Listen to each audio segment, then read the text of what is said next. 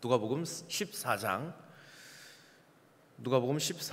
25절부터 35절까지 말씀입니다. 누가복음 14장 25절부터 35절까지 말씀입니다. 제가 한 절 읽고 다 같이 한 절 읽으시고 마지막에는 다 같이 읽는 식으로 교독하겠습니다. 누가복음 14장 25절부터 35절까지 말씀 교독하겠습니다.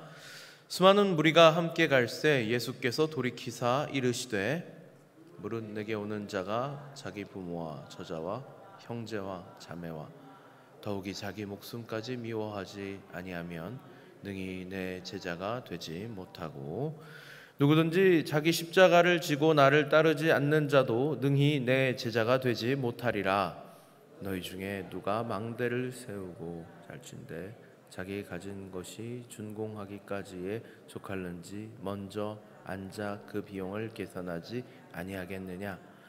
그렇게 아니하여 그 기초만 쌓고 능히 이루지 못하면 보는 자가 다 비웃어 이르되 이 사람이 공사를 시작하고 능히 이루지 못하였다 하리라. 또 어떤 임금이 다른 임금과 싸우러 갈 때에 먼저 앉아 1만 명으로서 저 2만 명을 거느리고 오는 자를 대적할 수 있을까 헤아리지 아니하겠느냐. 만일 못할 터이면 그가 아직 멀리 있을 때에 사신을 보내어 화친을 청할지니라. 이와 같이 너희 중에 누구든지 자기의 모든 소유를 버리지 아니하면 능히 내 제자가 되지 못하리라.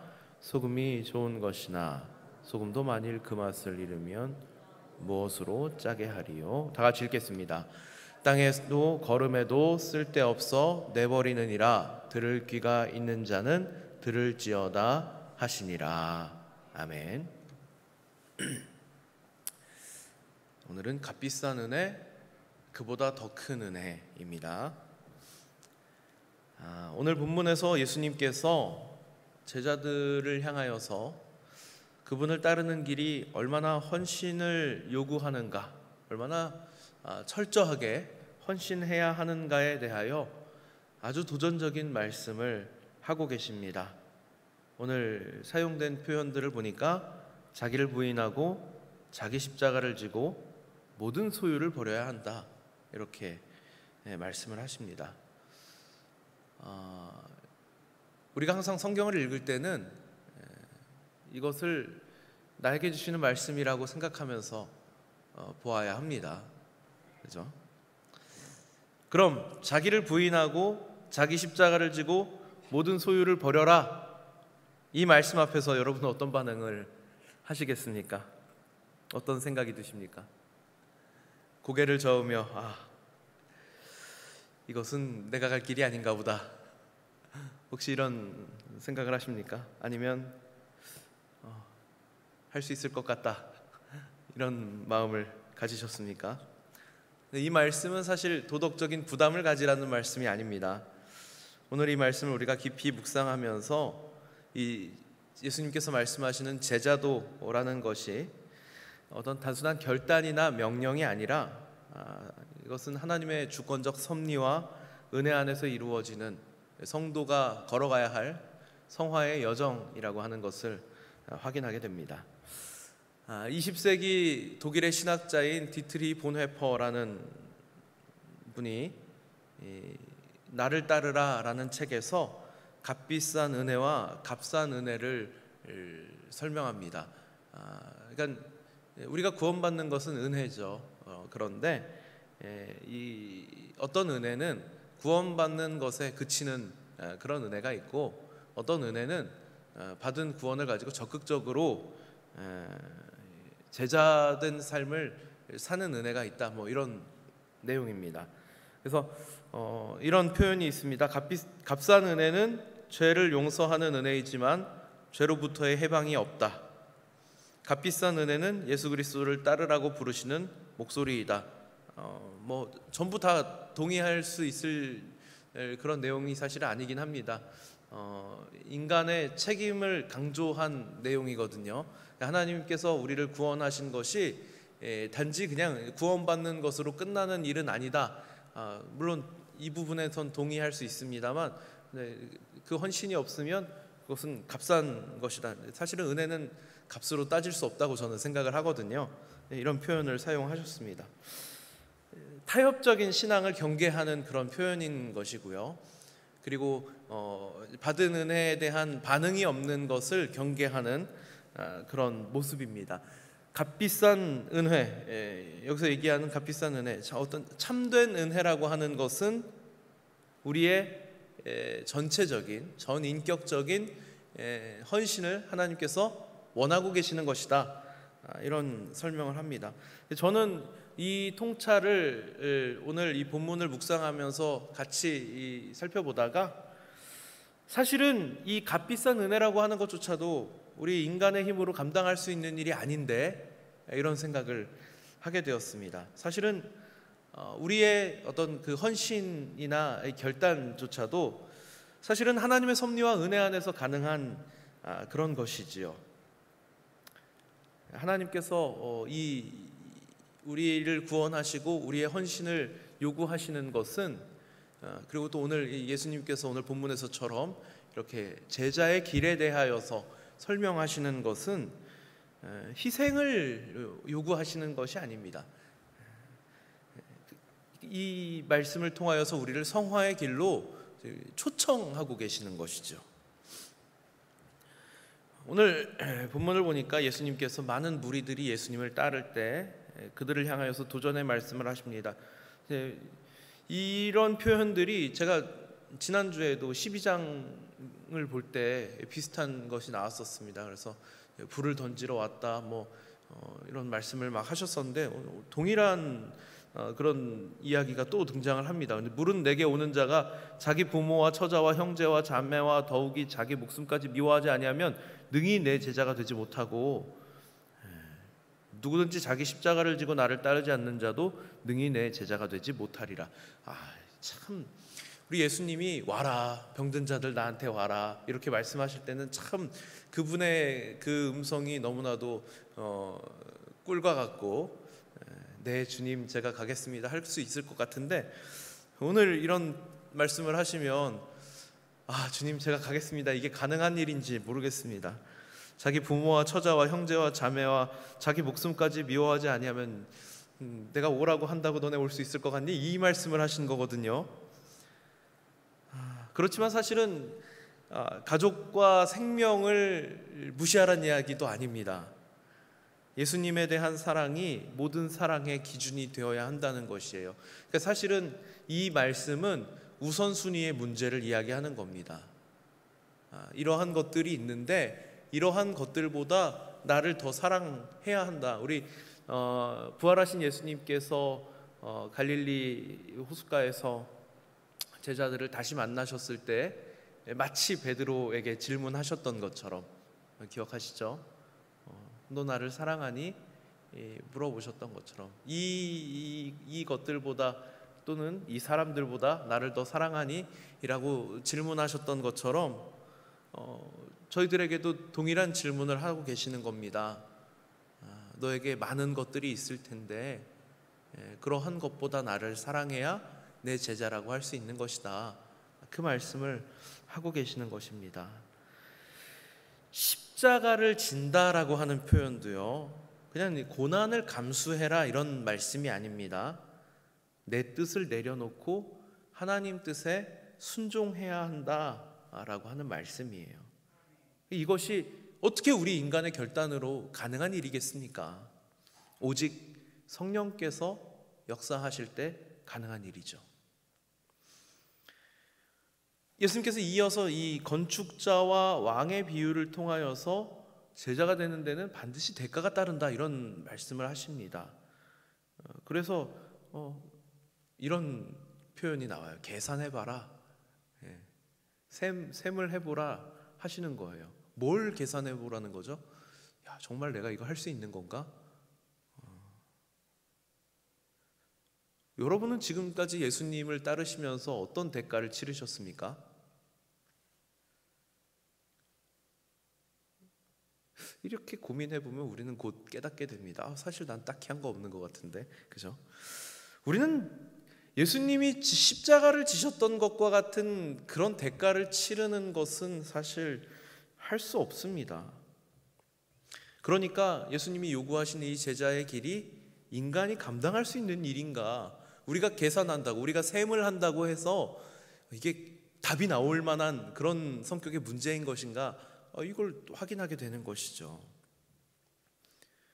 그러나 복음은 여기서 끝나지 않습니다. 오히려 하나님께서 우리를 먼저 계산하시고, 그렇죠?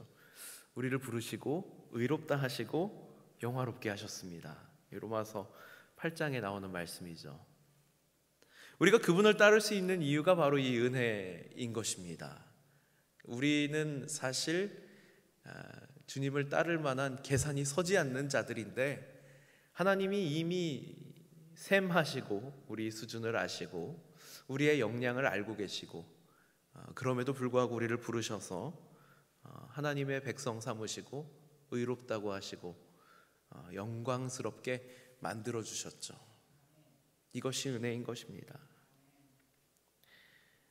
그리고 마지막으로 예수님이 이 소금의 비유를 들어서 우리가 예수님의 제자 되는 것이 무엇인지에 대하여서 이렇게 말씀을 하시는 것입니다. 소금이 맛을 잃으면 쓸모가 없다. 경고가 아닙니다. 정체성에 대한 도전입니다. 소금이 맛을 잃으면 소금 아니다. 제자가 제자된 삶을 살지 않으면 제자 아니다. 여러분, 세상 속에서 어떤 맛을 드러내고 계십니까? 특별히 우리 그리스도인들로서 예수님의 제자라고 하는 사람들로서 우리는 어떤 삶을 살아가고 있습니까? 어떤 맛을 드러내고 계십니까? 여러분의 존재가 이 세상을 향하여서 복음의 향기를 드러내고 계십니까? 저는 이 질문을 스스로에게 던지면 내가 정말 목사다운 삶을 살고 있나? 조금 더 본질적으로 내가 진짜 예수 믿는 사람답게 살고 있나? 이런 고민을 하게 됩니다. 예수님은 교회 안에서만이 아니라 세상 속에서 구별되기를 원하십니다. 이건 우리가 도덕적으로 우월하기 때문이 아닙니다. 우리가 세상을 볼 때 세상이 참 죄가 많다, 하나님 말씀에 참 반대되게 돌아가고 있다, 이런 느낌을 받잖아요. 그 느낌을 받을 때 그럼에도 불구하고 참 나는 괜찮다, 바리새인이 기도하는 것처럼 그런 만족을 얻으라고 그런 구별되라고 하시는 것이 아닙니다. 하나님의 은혜가 우리를 구별하셨기 때문이죠. 사실 똑같은데도 불구하고 우리도 별반 다를 것이 없지만 하나님이 그 은혜로 우리를 부르셔서 제자 삼으셨기 때문에 구별된 삶을 사는 것입니다. 우리가 세상 속에서 때로는 혼자일 때에도 복음의 맛과 향기를 잃지 않고 살아가야 하는 것은 바로 하나님께서 우리를 부르셔서 우리 주님께서 지금 말씀하시는 것처럼 이런 어려운 결단이 필요한 제자의 길을 갈 수 있도록 초대하셨기 때문입니다. 이것이 오늘 제자들을 향하여서, 저희들을 향하여서 소금은 그 맛을 내야 한다, 제자는 제자다워야 한다, 이렇게 말씀하시는 것입니다. 제가 오늘 값비싼 은혜라고 하는 표현을 서두에 사용했었습니다. 우리 인간에게는 참 버거운 명령입니다. 그러나 우리는 더 깊은 진리를 바라볼 수 있어야 합니다. 값비싼 은혜조차도 하나님의 섭리와 성령의 역사 안에서만 가능한 일입니다. 이 새벽 시간, 오늘 우리 예수님께서 저희들을 또한 제자로 부르십니다. 이 부르심은 단지 감동적인 초대가 아닙니다. 자기 부인과 자기 십자가와 또 모든 소유를 포기하라고 하시는 철저한 헌신의 요구이십니다. 이 말씀 앞에서 우리가 이런 질문을 던질 수 있습니다. 정말 내가 할 수 있을까? 이렇게까지 해야 하는 것인가? 이 질문에 대한 대답은 분명합니다. 이 길은 물론 인간이 감당할 수 있는 길은 아닙니다. 그러나 우리 주님께서 먼저 우리를 부르셨고 성령을 통해 우리 안에서 역사하고 계십니다. 그러므로 우리는 이렇게 반응할 수 있습니다. 주님, 저의 결단조차도 주의 은혜입니다. 그리고 우리 주님께서는 단지 부르시는 분이 아니시라 끝까지 인도하는 분이십니다. 바울은 이렇게 선언합니다. 빌립보서 1장 6절에 보니까 너희 안에서 착한 일을 시작하시니가 그리스도 예수의 날까지 이루실 줄을 우리는 확신하노라. 아멘. 제자의 길은 우리가 해내는 길이 아닙니다. 하나님께서 우리 안에서 이루어 가시는 길입니다. 그러므로 우리가 해야 할 고백은 이 한마디면 충분할 것 같습니다. 주님, 주님이 하십니다. 저는 믿음으로 따르겠습니다. 오늘 이 새벽 이러한 결단이, 이러한 고백이 저와 여러분 안에 충만하시기를 소원합니다. 기도하겠습니다. 하나님 아버지, 감사합니다. 저희가 받은 이 은혜가 참 귀하고 값비싼 이 은혜가 주님 제자로 살아가라고 하는 이 초대의 의미라고 하는 것을 저희들 오늘 다시 한번 확인합니다. 그런데 이 길은 저희의 힘이나 능으로 갈 수 있는 그런 길이 아닙니다. 저희가 아무리 셈을 해보아도, 아무리 계산을 해보아도 차마 감당할 수 없는 참으로 버겁고 두려운 요구입니다. 그래서 오늘 다시 한번 하나님 앞에 섭니다. 고백합니다. 저희 힘으로는 할 수 없습니다. 오직 주님이 하십니다. 저는 믿음으로 따르기를 원합니다. 그런데 이 결단조차도 하나님의 은혜임을 고백합니다. 저희가 가야 할 길이 어떠한 길인지, 예수님 믿는 사람다운 삶의 모습이 어떠한 모습인지 사실 이미 저희는 다 알고 있는데 그런 요구를 저희들이 마땅히 따르며 살아가지 못하는 모습, 오늘 이 시간 다시 한번 결단하며 저희들 안에서 이루어 가실 주님을 신뢰하며 끝까지 믿음 안에서 승리하는 저희들 될 수 있도록 인도하여 주시옵소서. 이 새벽 시간 빈손으로 나오지 않게 하시고 구별하고 준비하여 하나님 앞에 드리게 하신 은혜를 감사드립니다. 베풀어 주신 은혜에 감사하는 마음으로 드린 손길들을 기억하여 주시고 하나님 받아주시고, 소원하는 모든 기도의 제목들 하나님 앞에 올려드릴 때에 하나님 응답하여 주시는 은혜를 허락하여 주시옵소서. 오늘 하루도 주 안에서 말씀 붙들고 믿음 안에 승리하는 삶을 살게 하여 주시기를 간구합니다. 오직 하나님의 영광을 위하여 믿음으로 다름질하는 하나님의 사람들로 세워 주시옵소서. 감사드리며 우리 구주 예수 그리스도 이름으로 기도드리옵나이다. 아멘. 함께 기도하겠습니다. 은퇴 사명자 및 우리 당회원 워크숍이 진행되고 있습니다. 일정을 위하여서 함께 기도하여 주시고, 교회에 귀한 일꾼들이 지금 워크숍 또 여행 시간을 보내고 계십니다. 하나님께서 선하신 계획 가운데 모든 일정을 주관하여 주시기를 함께 기도하기 원합니다. 교회가 계획하고 준비하고 있는 여러 사역들이 있습니다. 특별히 말씀 축제, 또 어머니 학교, 그리고 또 한 달 앞으로 다가온 위임 투표 외에도 저희들 여러 계획들을 세우고 진행하는 가운데 이 모든 일이 하나님의 섭리, 하나님의 계획하심 안에서 순조롭게 이루어지기를 우리 함께 기도하기 원합니다. 마지막으로 교회 모든 일꾼들을 위하여 함께 기도하기 원합니다. 담임 목사님과 원로 목사님, 성령 충만, 은혜 충만으로 육신 가운데, 영육 가운데 강건함으로 하나님 세워주시고, 함께 동역하는 부교육자들과 교회의 모든 직분자들, 일꾼들, 리더들 하나님 세워주신 자리자리에서 빛과 소금의 역할을 감당하며 주님의 몸된 교회를 세우는 하나님의 사람들 되게 하여 주시옵소서 하고 우리 함께 기도하겠습니다. 자유롭게 기도하시다가 돌아가도록 하겠습니다. 우리 주여 한번 부르시고 기도드립니다.